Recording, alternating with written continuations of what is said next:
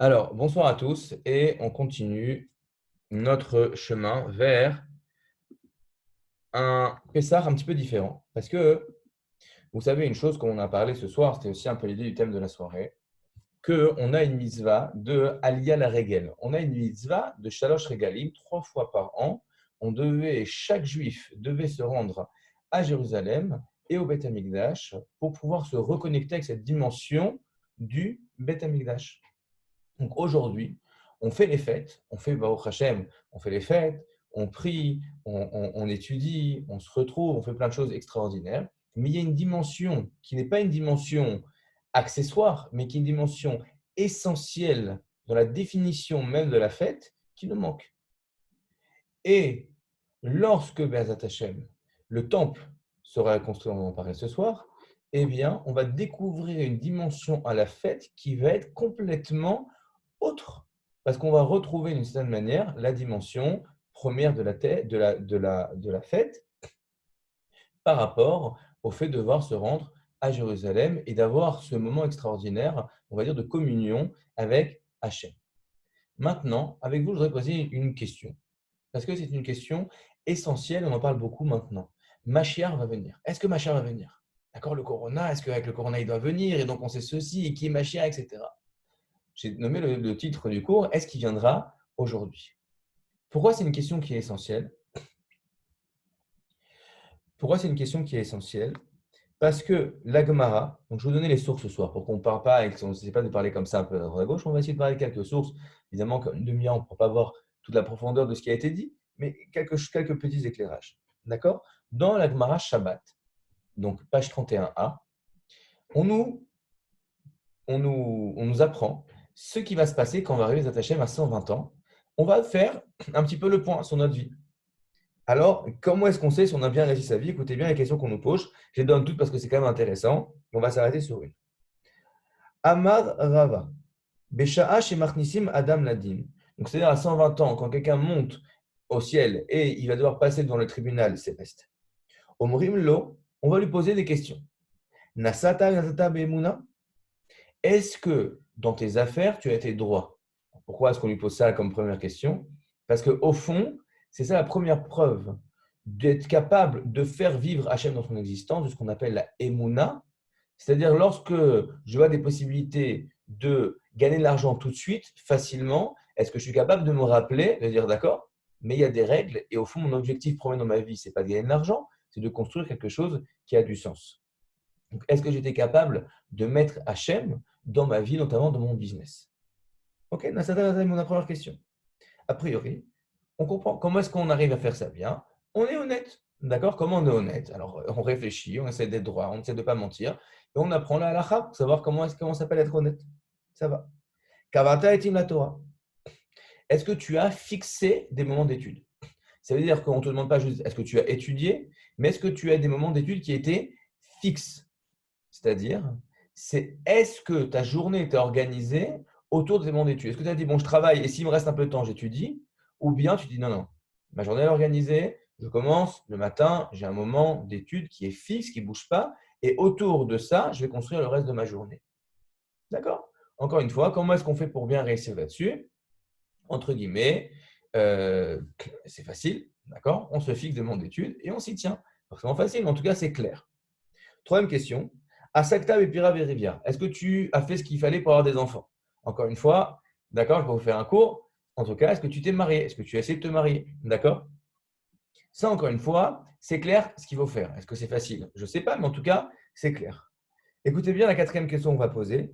Si Pita Yoshua, est-ce que tu as attendu la délivrance?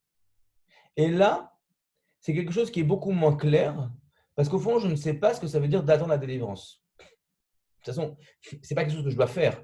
Si on me dit, est-ce que tu as dansé 3 fois par jour? Oui. Est-ce que tu as prié la Mida? Oui. Est-ce que tu as fait ceci? Si on me demande de faire des choses, je comprends. D'accord? Mais si on me demande, est-ce que j'étais en attente de quelque chose?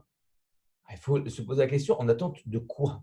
C'est quoi cette délivrance dont, je le répète, ce n'est pas, entre guillemets, optionnel, ça fait partie des questions de base qu'on va nous poser quand on va arriver à 120 ans. C'est-à-dire, encore une fois, et je le répète juste pour bien accentuer la question, On ne nous dit pas, vous savez, il faut croire en la Yeshua. Non, non, non. C'est la question quand tu arrives au ciel, on te demande est-ce que tu étais en attente de cette délivrance. Et pour être en attente de quelque chose, il faut y réfléchir et savoir en attente de quoi. Écoutez bien.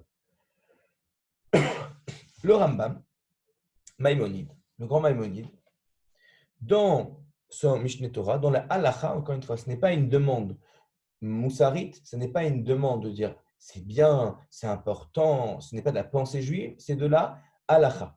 C'est quoi la différence entre la pensée juive et la halacha? C'est que la pensée, c'est théorique, et à moi de le faire descendre dans ma vie. Et comment ça va descendre dans ma vie, ça va dépendre de la réalité de la vie. La halacha, c'est la halacha. D'accord? Donc, regardons la halacha. Ilchot Malachim ou Milchamot, Perek Echad Asar, 11e chapitre, première halacha. Hamelech HaMashiach, a-t-il la'amod ou la'arzir malchut bet David leoshna, hamemshala rishona. Il va avoir le roi Mashiach, c'est moi qui le dis, c'est le Maïmonide, qui va venir et qui va remettre la royauté de David dans toute sa splendeur originelle. Au bonnet Migdash, et il va reconstruire le Beth Amikdash. Au Mekavet Nitre Israël, il va rassembler tous les repoussés du peuple juif. C'est-à-dire toutes les galouillottes, toutes les foutsot Israël de tous les côtés, elles vont être rassemblées où ça? En Eretz Israël. On va revenir toutes les lois comme il y avait à l'époque du Beth Amikdash, avec le Sanhedrin, etc. On va faire des sacrifices. Ve'osim shmitim ve'ovalot, on va reprendre les lois qui aujourd'hui ont fait d'une certaine manière des rabanan, on va les refaire dans toute leur splendeur, les lois liées à la terre, liées à la possession, etc. Bechol mitzvatam amura batorah, et on va refaire toute la Torah 100% comme elle est écrite. Aujourd'hui, il manque certaines conditions pour pouvoir appliquer ces lois. Tout va revenir pour que la Torah soit appliquée dans le monde de façon pleine et entière. Bon. Ce n'est pas une halakha. Il nous dit quelque chose, c'est une information. Elle ou la halakha là-dedans? Écoutez bien. Et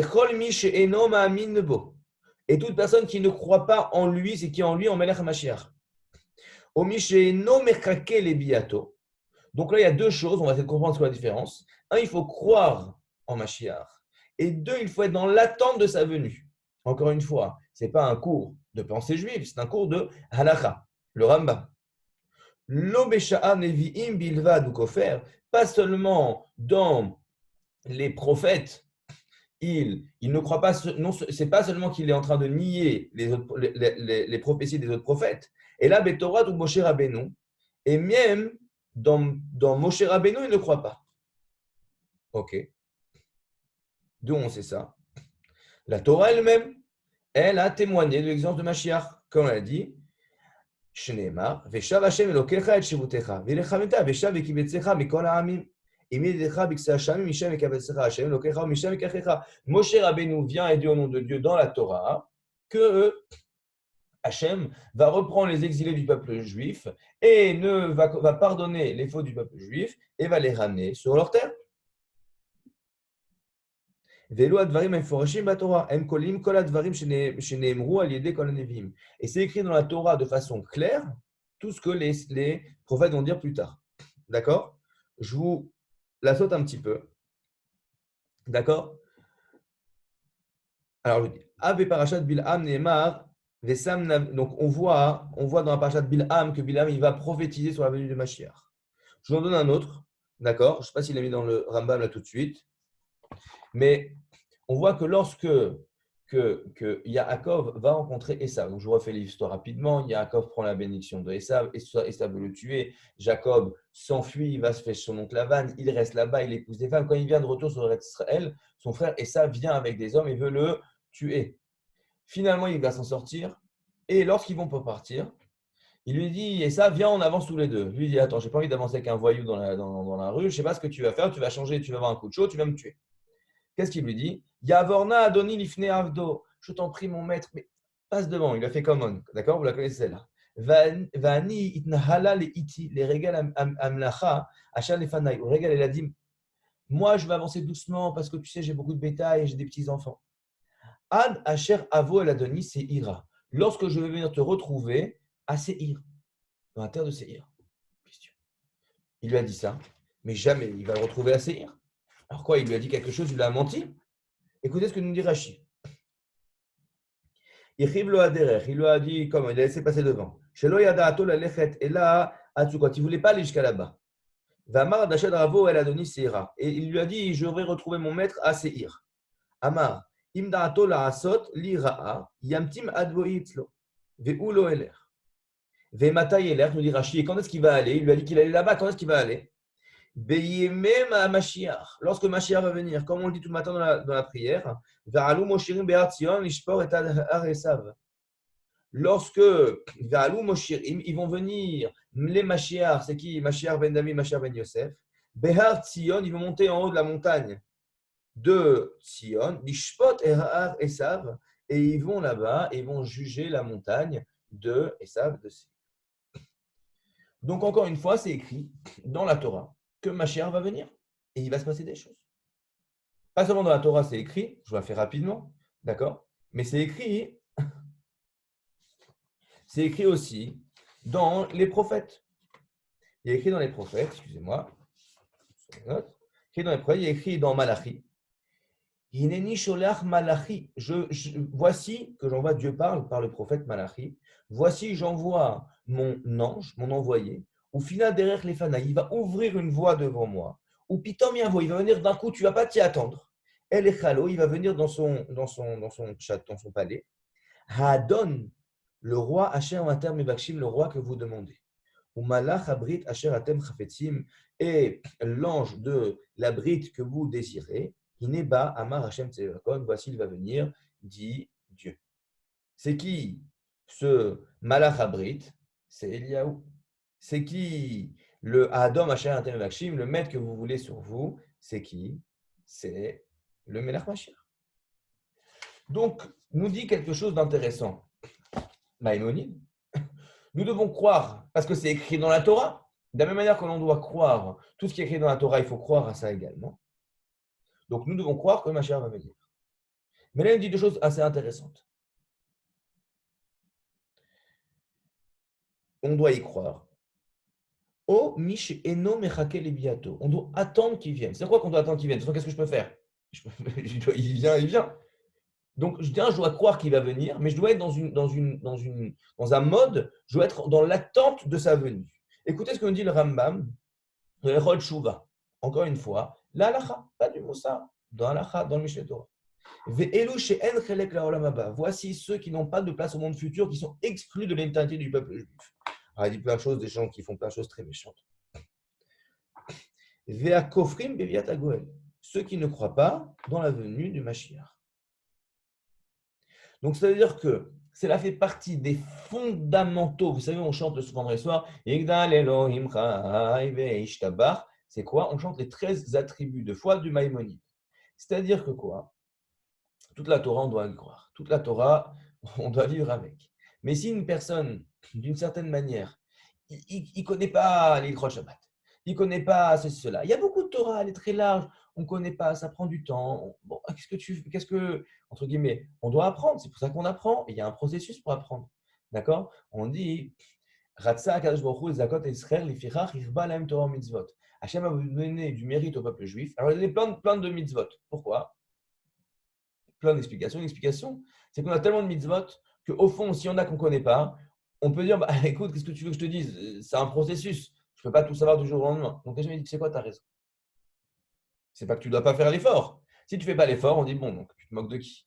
Mais si tu fais l'effort, que tu avances à ton rythme, encore d'une certaine manière, bah, tu ne sais pas. Tu ne sais pas, d'accord? Il y a 13 choses qu'une personne, ça s'appelle les bases de la Emouna. On n'est pas en train de te demander de connaître des choses, etc. Ce sont les bases du fondement de la Emouna. Croire en Dieu, croire que la Torah est vraie, croire en Moshe Rabbeinu, et croire que va venir Mashiach, mais qui va venir maintenant. Mish eno mechake leviato. Il faut attendre que Mashiach vienne maintenant. Alors la question, c'est quoi maintenant? Il va venir aujourd'hui, il va venir là dans les 2 minutes, etc. Ou il va venir demain. Encore une fois, si moi je crois que Mashiach va venir, mais je crois que, bon, il ne va pas venir tout de suite, il va venir dans... Même ça, il y a un grand problème. Et je vais vous expliquer pourquoi. Encore une fois, ce soir, on essaie de faire un cours de halakha. D'accord? De prendre des sources assez claires. Excusez-moi, je cherche mes notes. C'est intéressant d'avoir les notes. On peut s'y référer. Alors. Pardon, il y a plein de notes, Baruch Hashem. Alors, ok. Voyons voir. Il y a écrit dans Masechet Souka, page 41a, recto. Nous avons, alors je vous la fais rapidement, c'est intéressant parce que ça parle des choses dans ce moment, d'accord? Ok. On a une mitzvah du Homer. Vous savez, en ce moment, on a commencé Sfirat HaOmer. D'ailleurs, on est aujourd'hui le 5e jour du Homer. Ceux qui n'ont pas compté, vous pouvez le compter maintenant. Nous sommes aujourd'hui le 5e jour du Homer. Très bien. C'est quoi ce Homer-là? C'était un moment où on allait, le lendemain de Pessah, on amenait un korban, on amenait en sacrifice de la farine de la nouvelle récolte de blé. En France, c'est trop tôt pour compter. Alors, on attendait et comptait après en France. Merci de... Quoi qu'il en soit, alors en France, compter le 4e jour si vous ne l'avez pas encore compté. On prenait de la nouvelle récolte et on l'amenait au Beth Amikdash. Tant qu'on n'avait pas amené cette nouvelle récolte au Beth Amikdash, il y a un interdit qui s'appelle le Issour de Chadash, l'interdit de la nouvelle récolte. D'accord? Cet interdit existe toujours de nos jours. D'accord? C'est pour ça qu'aujourd'hui, d'ailleurs, si vous regardez dans certains paquets de gâteaux, alors pour ceux qui sont en Israël, en France, vous devez le voir, si vous regardez sur les gâteaux, il y a écrit Yoshon. Yoshon, c'est en ashkénaze, Yashan. Ok? En chashash chadash. Il n'y a pas de crainte qu'il ait été mélangé là-dedans de la farine de la nouvelle récolte avant l'heure. Bon, je vous la fais rapidement. En tout cas, il y a un moment pendant lequel on ne peut pas amener la nouvelle récolte tant que le korban du Homer n'a pas été, tant que le Homer n'a pas été apporté au Beth Amikdash. Très bien. Bon. Sauf que, aujourd'hui, on n'a pas de Beth Amikdash. Alors, à l'époque, on avait une règle que le jour où on pouvait amener le korban, le Homer, à partir de midi, on savait que de toute façon, moi je ne suis pas Beth Amikdash, moi j'habite en France. D'accord, il y a le Beth Amikdash, j'habite en France. Quoi, je dois attendre de recevoir une alerte sur mon smartphone, de me dire ça y est, ils ont amené le korban à Homer, il y a des choses, donc je ne peux pas savoir forcément. Donc comment on sait? Vous savez quoi? Attendez jusqu'à midi. À midi, c'est sûr que les Kohanim, ils sont zrizim, ils sont pleins d'entrain, ils n'ont pas, même s'il y a eu des problèmes, ça a duré jusqu'à 9h, 9h30, 10h, 11h, je ne sais pas ce qui s'est passé. Midi, tu peux être sûr que le Homer a été amené et donc tu peux manger la nouvelle récolte. Maintenant, comment est-ce qu'il se passe aujourd'hui qu'on n'a pas de Beth Amikdash? Eh bien, aujourd'hui, on pourrait toute la journée, dès le début de cette journée, on pourrait déjà manger la nouvelle récolte. Écoutez bien ce que nous dit la Gemara dans Souka Mem Aleph. Veshe Yom Hanef. Maïtahama, Mehera Yivne Bet Amikdash. Veomru Ishtaked. Milo Achalnu. Behir Mizrach. Ashtanami Nichul Vinehu Loyade. Veishtaked. De Lohave Bet Amikdash. Qu'est-ce qui se passe la chose suivante? Écoutez bien. Il y a une crainte que le Bet Amikdash a été reconstruit juste dans la nuit, ou bien la veille juste au soir. Et nous, on n'est pas encore au courant que le Bet Amikdash a été reconstruit. On n'a pas pensé. Et donc, dès le matin même, en disant aujourd'hui, on est dans un cas où il n'y a pas de Beth Amikdash. Et donc, comme il n'y a pas de Beth Amikdash, eh bien, nous avons le droit de manger la nouvelle récolte. Et on se retrouvait, alors que vu que maintenant, en fait, on n'était pas au courant, mais peut-être que Beth Amikdash a été reconstruit. Et vu qu'il a été reconstruit, bien dans ce cas-là, j'aurais dû attendre qu'il s'amène le Korban à Homer et il n'a pas été encore apporté parce qu'ils n'ont pas eu le temps de le faire. D'accord? Eh bien, de nos jours, nous avons une interdiction de manger de la nouvelle récolte toute la journée, de peur qu'une personne se permette de manger et qui, en fait, le Beth Amikdash a été reconstruit. Ils n'ont pas amené le Homer et en fait, lui croyait que Attends. Je dois avoir peur de quoi? Que le Beth Amikdash a été reconstruit. D'accord, quoi? Ça fait combien de temps qu'on attend? Ça fait 2000 ans qu'on attend le Beth Amikdash. Deux, je ne suis pas encore au courant. Et deux, ils n'ont pas amené Corban. C'est quand même ça. C'est doux. Écoutez bien une question qui a été posée à Rav Moshe Feinstein. Moshe Feinstein. Ce n'est pas un grand illuminé, kabbaliste qui parle toute la journée, etc. Écoutez bien ce qu'il a dit. On va poser une question. Le 11 Nissan, Tashlat, donc il y a environ 40 ans, 41 ans. D'accord? Il y a 41 ans et une semaine. On lui pose la question. Il pensait que c'était quelques jours avant Pessah. Il dit, Bézat Hashem, on va pouvoir, j'espère qu'on va pouvoir faire la mitzvah de Pessah, ramener le Korban Pessah.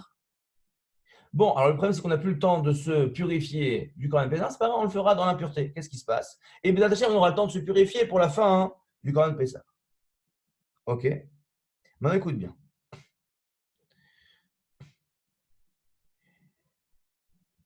Venekayem bamizat Pessah, une bitumata, même si on va pouvoir être pur à ce moment-là. Ou Beshechet yamim, od lekayem riyat vechagiga vesimchat veshlamim, on aura la chance de pouvoir se purifier et de pouvoir montrer, faire aliyah la régel, pouvoir monter au Beth Amikdash.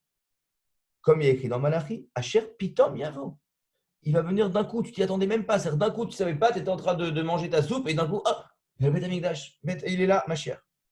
Adon Asher atem akshim, Asher yesh lefaresh, af keshelika remez. Même s'il n'y a rien qui le laisse sous-entendre, il peut venir. Dere avdu kol haketzim, shamru avgdole olam. Toutes les dates, on s'attendait, il y a eu la Shoah, on s'est dit, il va venir, il n'est pas venu. Il y a eu ça, il va venir, il n'est pas venu. Malgré ça, maintenant, il peut venir à chaque seconde.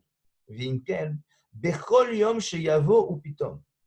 Chaque jour, il peut venir de façon impromptue.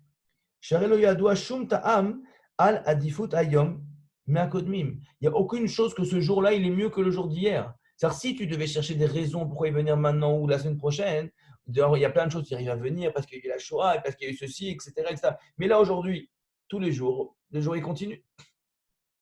Et donc, c'est-à-dire que chaque jour, je dois dire qu'il doit venir aujourd'hui. Velazé, mashmash ikar chiyuv letzapot yoter mi chashivut safek. Et là, il dit quelque chose d'incroyable. C'est pas que mon obligation, il y a un chiyuv, une obligation. C'est pas de croire que peut-être il va venir aujourd'hui, mais je dois croire que c'est sûr qu'il va venir aujourd'hui. Pourquoi? Parce que si c'était que peut-être qu'il va venir aujourd'hui, et que, vous savez ce qu'on avait dit, que peut-être le Beth Amikdash a été construit, et peut-être que je ne suis pas au courant, et peut-être que je vais manger de la nouvelle récolte, etc. Il a dit pour un peut-être d'un peut-être, c'est sûr qu'on n'aurait pas fait une institution rabbinique de nous interdire de manger la nouvelle récolte le jour de l'offrande du Homer, parce que peut-être il va venir. Si on a fait, qu'on institue quelque chose, on n'institue pas quelque chose sur un peut-être, on institue quelque chose sur un vadaï. C'est-à-dire que nous avons une obligation de croire non seulement que Mashiach va venir, mais non seulement de croire qu'il va venir aujourd'hui, mais encore plus, nous dire à Moshe Feinstein, une obligation. Et c'est ça que nous demande le Rambam dans les bases de notre foi, que Mashiach va venir aujourd'hui, et c'est sûr. Alors, c'est compliqué. Comment tu peux me dire que c'est sûr qu'il va venir aujourd'hui? D'ailleurs, je vous dis juste une petite passage. Il y a une Gemara qui nous dit la chose suivante. Une personne qui dit, le jour où vient Mashiach, je la fais en 2 journées, je prends sur moi, je m'interdis de manger du chocolat. Il fait un serment de ne pas manger de chocolat le jour où va venir Mashiach. Ah, c'est dur. Nous dit la Gemara, il n'a pas le droit de manger de chocolat tout le temps. Alors, c'est boire du vin à l'époque, mais d'accord, on va manger du chocolat. Jamais, aucun jour ouvrable. Juste quand est-ce qu'il peut, d'accord? Juste, il pourra pas, le Shabbat, les Yom Tovim, il pourra manger du chocolat. Pourquoi? Parce que on sait que Mashiach ne va pas venir, il ne viendra pas juste avant Shabbat ni pendant Shabbat. C'est pour ça d'ailleurs qu'à la sortie du Shabbat, qu'est-ce qu'on fait toujours? On dit Eliyahu Hanavi. Pourquoi est-ce qu'on chante Eliyahu Hanavi? Parce que comme on sait que pendant Shabbat, il ne peut pas venir. Pourquoi? Parce qu'il va venir et quoi? Nous, on est comme ça dans Shabbat. Comment on va aller au Beth Amikdash? Comment on va aller à Jérusalem? On va voir, les gens ils vont sortir leur téléphone pour nous appeler. Quoi, et ta grand-mère, elle a préparé le couscous. D'accord, papa, on fait ça. Elle a préparé le msoki. Et toi, tu es en train de manger ton msoki. Et quoi? Il vient ma chère et tu finis pas ce que ta grand-mère elle t'a fait. Non, c'est pas possible. Donc, ma chère, il ne peut pas venir à Shabbat. Donc, le chocolat, c'est quelqu'un qui a dit je ne mangerai pas de chocolat le jour où ma chère va venir. Alors, il pourra manger à Shabbat et les jours de Yamim Tovim. Mais les autres jours, tous les jours, il te dire, ma chère va peut-être venir aujourd'hui. C'est pour dire que encore aujourd'hui, dans la halacha, d'accord? Il y a encore beaucoup d'exemples et je vais laisser bientôt la place au Rav Lemel. On a cette obligation qui est dans les, quand on dit le Rambam, les Ikarei Emunah, dans les fondements de notre foi, que Hachem est capable de nous délivrer en une seconde. La réalité telle qu'on la connaît aujourd'hui peut être changée en une seconde. Une fois, j'étais voir un malade, un ami malheureusement qui est très malade, qu'Hachem me donne réfoua chez Emma, vous êtes Hachem, Shlomo Chaim Ben Miriam, Shlomo Raphaël Ben Miriam, excusez-moi. Et il est mamash, vous voyez, comme ça, il ne peut pas bouger, etc. Je lui dis, la Emouna est la chose suivante, c'est que Akadosh Baruch Hu, Hachem recrée le monde à chaque instant. Et donc, je lui dis comme ça, on doit croire que la probabilité que toi, tu te lèves et que tu fasses un tennis tout de suite, elle est la même que moi, je sois capable de marcher. C'est-à-dire, vu qu'à chaque seconde, toute la création, tout est recréé, tout est refait de zéro, il n'y a rien qui empêche Hachem de changer toute la réalité en une seconde. Et ça fait partie des fondamentaux de notre foi. Quand tu vois parfois, tu as l'impression que tout est autour de toi, tu as l'impression que tu ne vois pas la lumière, etc. Tu dois avoir cette émouna qui doit être une émouna claire, qui est marquée entre guillemets dans la halakha. C'est-à-dire ça fait partie des fondamentaux de comment je me relationne à mon existence, de savoir et de croire d'une foi entière, anim amin be'emuna shelema bebiyat hamashiach, qu'à chaque instant, Yeshuat Hashem Geref Haïm, Hashem, il peut me délivrer d'un claquement d'œil, un clignement d'œil, un claquement de doigts. C'est-à-dire que je dois croire que, quelles que soient les choses, et j'ai l'impression que ça ne va pas, mais regarde, il y a ceci, il y a cela, et moi je ne suis pas bien, et lui il n'est pas bien, il y a celui qui n'est pas bien, et ça qui est difficile. Comment c'est possible? En une seconde, tout peut être transformé. D'accord? Alors, encore une fois, est-ce qu'il va venir aujourd'hui? Je dois croire qu'il va venir aujourd'hui. Mais même hier, je devais croire qu'il allait venir aujourd'hui. À chaque instant, je dois croire qu'il est capable, que tout peut changer maintenant. Alors, qu'est-ce qui se passe quand je vois des événements qui me retournent, comme je vois aujourd'hui des choses qui ne sont pas habituelles? Eh bien, ça doit me rééveiller à un regard sur le monde. Pas de dire, il y a ça, donc il va venir. Mais à ça me fait prendre conscience, je laisse la place tout de suite au Rav Lemel, mais une réflexion toute simple. Le monde qu'on connaît aujourd'hui, il y a la moitié de la population mondiale qui est en confinement. Il y a un mois, jamais tu aurais dit quelque chose comme ça, on t'aurait dit pour un fou. On voit qu'en un mois, c'était même moins que ça, en quelques semaines, toute la réalité mondiale peut changer. Donc, qu'est-ce que ça doit m'apprendre? Ça doit me donner la réflexion de dire que, effectivement, avant de le voir, d'accord, j'aurais pas pu penser à une chose pareille.